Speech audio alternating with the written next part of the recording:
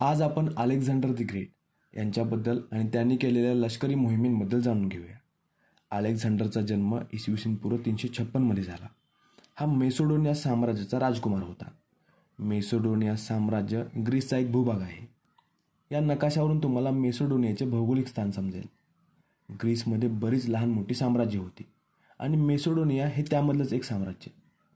पुढे इसवी सन पूर्व 336 मध्ये अलेक्झांडर मेसोडोनियाच्या गादीवर बसला. त्याने अवघ्या 2 वर्षातच सर्व लहान मोठ्या साम्राज्यांना एकत्रित केलं. इसवी सन पूर्व 334 पर्यंत अलेक्झांडरने संपूर्ण ग्रीस आपल्या अधिपत्याखाली आणला. पण याच्यासमोर एक मोठं आव्हान होतं, ते म्हणजे पर्शियन साम्राज्य. यावेळी डेरियस तिसरा हा पर्शियाचा सम्राट होता. इसवी सन पूर्व 330 साली झालेल्या आर्बेला लढाईमध्ये अलेक्झांडरने डेरियसला पराभूत केलं आणि अशा प्रकारे आर्बेलाच्या युद्धानंतर अलेक्झांडरने पर्शियन साम्राज्याचा शेवट केला. आता हा संपूर्ण भाग मेसोडोनिया साम्राज्याचा भाग म्हणून ओळखला जाऊ लागला. या सर्व घडामोडी अवघ्या 8 वर्षात घडत होत्या. आता अलेक्झांडर इसवी सन पूर्व 327 मध्ये हिंदुकुश पर्वताच्या पायथ्याशी येऊन थांबला. आता अलेक्झांडरच्या निशाण्यावर हिंदुस्थान होतं.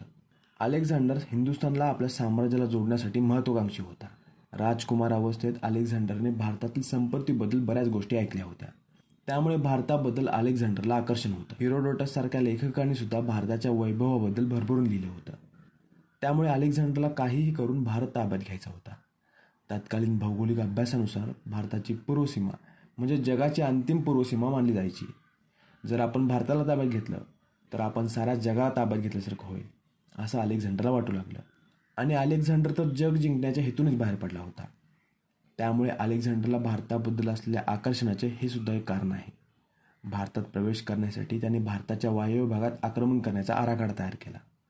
भारताचा वायव्य भाग तर आधीपासून राजकीयदृष्ट्या विभागला होता. या भागात बरीच राजकीय अस्थिरता होती. या भागात 2 महत्त्वाचे सम्राट होते, पोरस आणि दुसरा म्हणजे अंबी. अंबी हा तक्षशिलेचा सम्राट होता.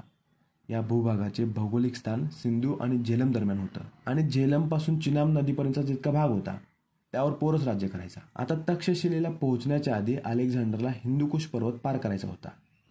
इसवी सन पूर्व 327 मध्ये अलेक्झांडर खैबर खिंडीतून हिंदुकुश पर्वत पार करतो.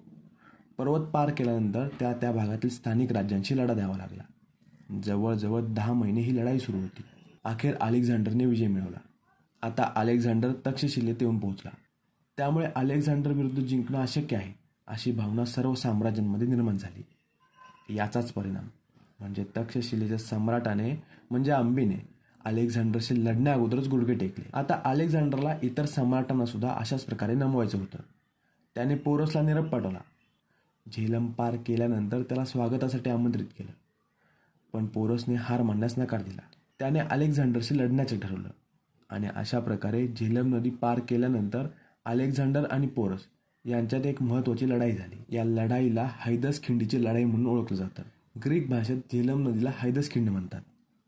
ही लढाई करी पठारावर इसवी सन पूर्व 326 रोजी झाली. या लढाईत पोरस मात्र पराभूत झाला. पण पोरसने केलेल्या धाडसामुळे अलेक्झांडर प्रभावित झाला होता. त्यामुळे अलेक्झांडरने पोरसला योग्य ती वागणूक दिली आणि त्याचे साम्राज्यही त्याला परत केलं. अशा प्रकारे पोरस आता अलेक्झांडरचा गव्हर्नर म्हणून काम करू लागला. पोरसला हरवल्यानंतर अलेक्झांडर पुढे निघाला. आता तो चिनाब आणि बियासमधल्या भूभागात आला. त्या भागात बऱ्याच प्रमाणात स्थानिक जमाती होत्या. या चिनाब आणि बियास नदीच्या मध्ये आणखी एक नदी आहे, रावी. पण सध्या या रावी नदीपेक्षा या भूभागातील जमाती महत्त्वाच्या आहेत. आता अलेक्झांडरचा सामना या स्थानिक जमातींशी झाला. नेहमीप्रमाणे अलेक्झांडर पुन्हा विजयी ठरला. आता अलेक्झांडर बियास नदीपर्यंत येऊन पोहोचला होता. बियास नदीपासून पुढे मगध साम्राज्याचा विस्तार होता. आता अलेक्झांडरची पुढची मोहीम होती मगध साम्राज्य. त्याने आक्रमणाची तयारी सुरू केली. पण इतक्या लढाया करून अलेक्झांडरचं लष्कर थकलं होतं. गेल्या 10 वर्षापासून हे सलग युद्ध करत आले होते. याशिवाय भारताच्या वातावरणाचा सुद्धा या सैनिकांवर विपरीत परिणाम झाला होता आणि या साऱ्या कारणांमुळेच बरेच सैनिक आजारी पडले. आता या सैनिकांना घर वापसीचे वेध लागले होते. याशिवाय यांना माहिती मिळाली होती की मगध साम्राज्याची फौज अलेक्झांडरच्या फौजेपेक्षा बरीच मोठी आहे. यांच्या सैन्यात लाखो घोडेस्वार, हजारो हत्ती आणि बरेच शूर सैनिक आहेत.